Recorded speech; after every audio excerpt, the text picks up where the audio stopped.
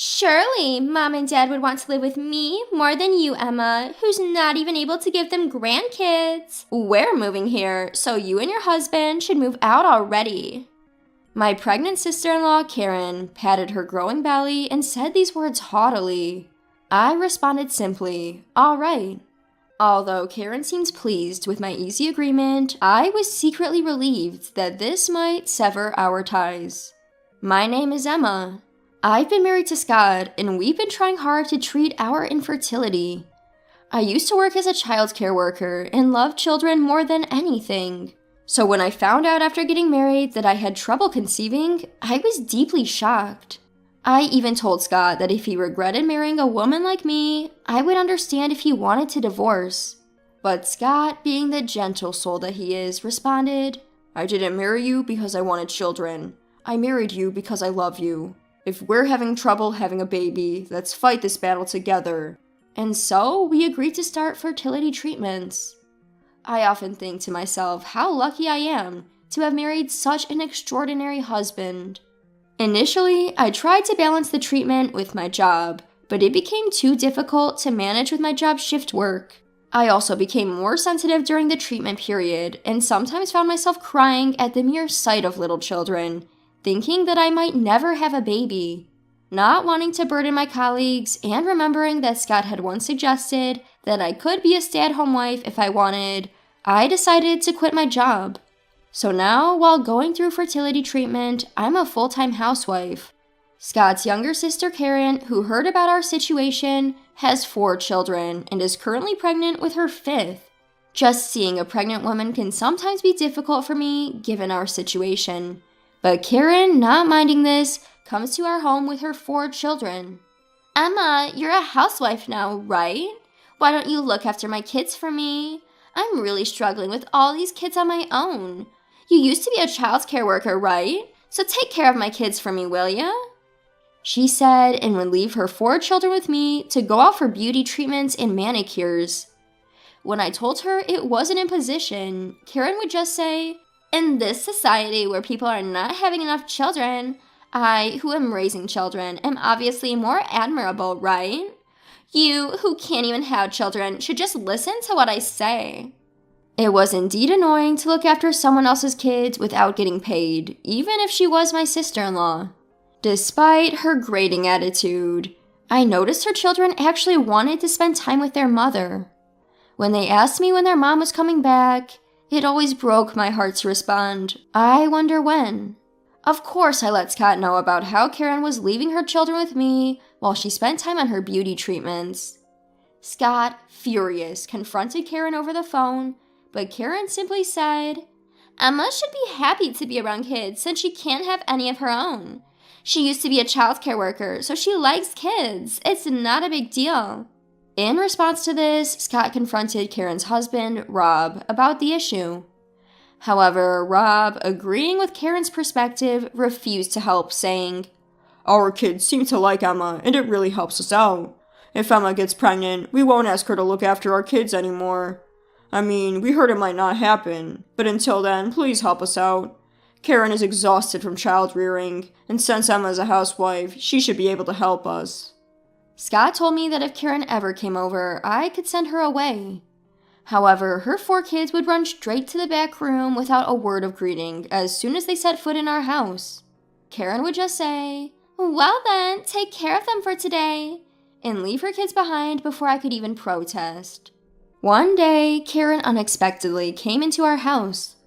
Normally, she just drops her kids off and leaves right away, so I was surprised when she asked, When are you moving to the new house? Do you have any designs or something? Scott and I were building a new duplex to live with his parents. The house is almost finished, and we were getting ready to move soon. Even knowing about my fertility issues, my in-laws have never said a single unpleasant word to me. My mother-in-law once told me, There are plenty of happy families out there without children. This was a lifesaver for me. My in-laws are getting old now, and they seem to have aches and pains all over their bodies. Before they require full-time care, we decided to live together. So, Scott decided to build a duplex. It was the first time Karen showed an interest in the duplex, and I showed her the predicted images and blueprints. somewhat intrigued. Karen hardly ever visits her parents' house, but she might be interested in the house her parents are going to live in. She asked me to confirm the number of rooms and how much sunlight it gets, so I assured her there were no issues. She also asked about the date we planned to move, and when I told her, she just said, "I see," and left, leaving her children behind. I had a bad feeling about this, but at the time, I didn't take it too seriously. Then, eventually, we decided to move into the two-family home. My in-laws moved in a few days later, and our life living with Scott and his parents began. Living together was really smooth, with no issues. Feeling blessed with such kind in-laws, one day Karen, Scott's sister, showed up out of the blue. Of course, she brought her 4 kids with her, ushered them into the new house, and without looking at her kids at all, she said to me, "Hey Emma, we need to talk." While the in-laws, who hadn't seen their grandchildren in a while, were being harried, I was forcibly taken out to the hallway. I was worrying if my in-laws, who had recently been complaining about back problems, could take care of those kids, when Karen said something outrageous. "Hey, why don't you and Scott leave this house?" What? I was taken aback by the words I hadn't anticipated, but Karen continued without caring about my reaction. "Surely, Dad and Mom would rather live with me than with you who can't even show them a grandchild. And more than anything, I'm their real daughter, connected by blood. We're moving in here, so you guys should get out soon." While stroking her growing belly, Karen said arrogantly. Karen's plan was probably to live with my in-laws and have them take care of the kids. She said, "Look, Dad and Mom are so happy to be able to take care of their grandkids," and pointed at the in-laws, who were struggling with their rowdy grandkids. I couldn't see any joy in their faces, but I knew Karen wouldn't listen no matter how much I argued. My anger at Karen for mocking my infertility had been building up, and I was extremely angry at Karen for forcing her children onto my kind in-laws. After pondering what could be done, an idea came to me, and I quietly nodded.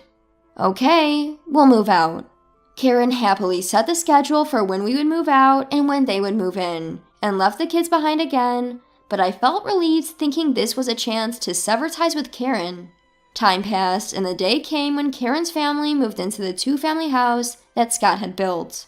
As I wondered if they had moved in successfully, my phone rang. It was Karen. When I answered the phone, I heard a screech-like voice from Karen on the other side. "What the hell is this? Why haven't you moved out your stuff? There's no place for our stuff. And where did Dad and Mom go?" Scott and I and his parents had left the two-family house, but we hadn't brought all the furniture. Karen was angry about this, and I responded, "The conversation was so sudden, so we only moved out for now. Your in-laws are with us." "Outrageous!" Karen fired back words like a boomerang. "I think it's outrageous that you and your husband are moving into the house Scott built without our consent. It's also outrageous to force the kids on us like that and go out having fun when we've been telling you every time that it's hard to take care of the kids." "That's not the point right now. Can I just throw away any of the remaining furniture that I don't like?" "Feel free to do so if you're really planning to move in. But are you sure about this?" "What are you talking about?" To the irritated Karen, I broke the news. "Can you and your husband handle the mortgage for that house? It's a two-family house and quite a large one, so it's quite expensive." By that time, I had already told her numerous lies. The acceptance I had given her about moving in was also a lie.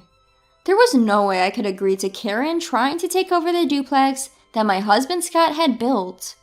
It's only natural that the furniture is left at home because Scott, his parents, and I are currently on vacation at Yellowstone National Park. The truth about the house is that it was fully paid for with the savings of Scott, myself, and his parents. There's actually no mortgage, but that lie was enough to scare Karen. Scott and his parents were also aware of this strategy. When Karen demanded to talk to Scott, he switched to a mischievous look and lied the same way I had, saying that there was still a mortgage. Over the phone, Karen apparently started crying because she couldn't afford the payments.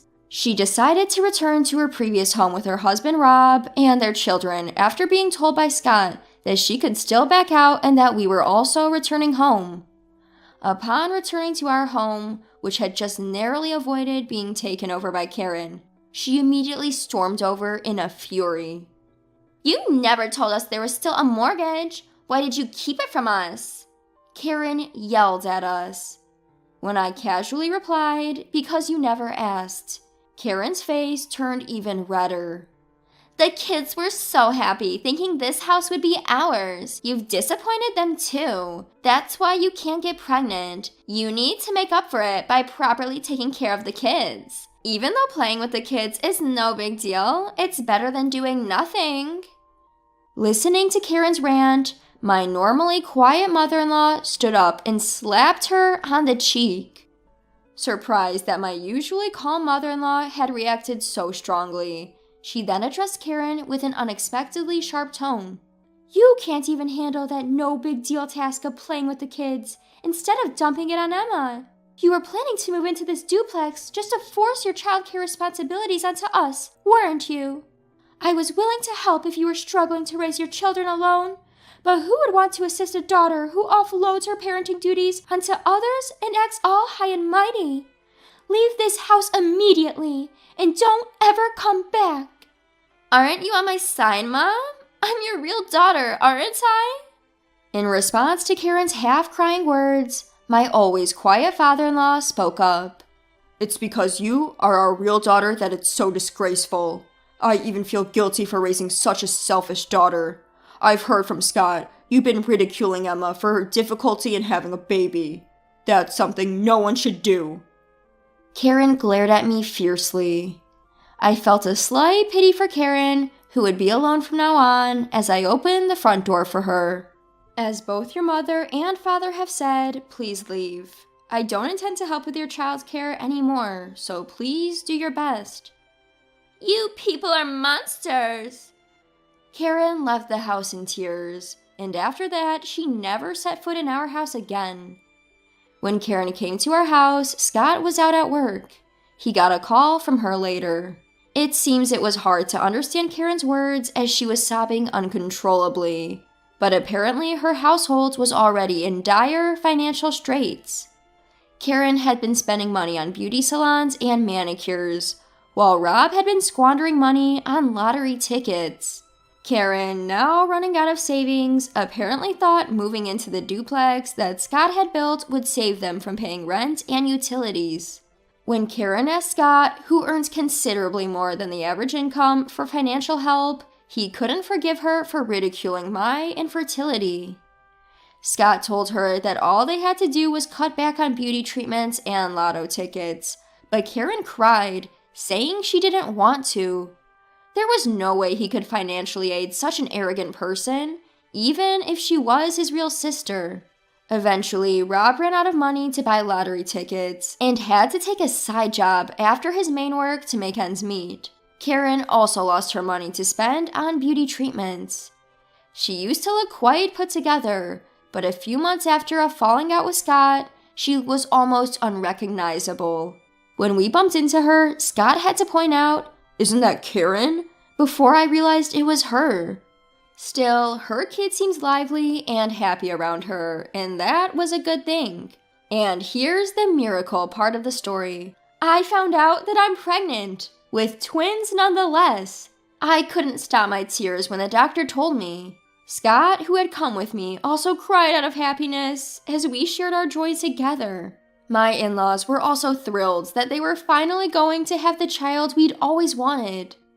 I haven't mentioned this to Scott, but I secretly think that being free from the stress I was getting from Karen contributed to me getting pregnant.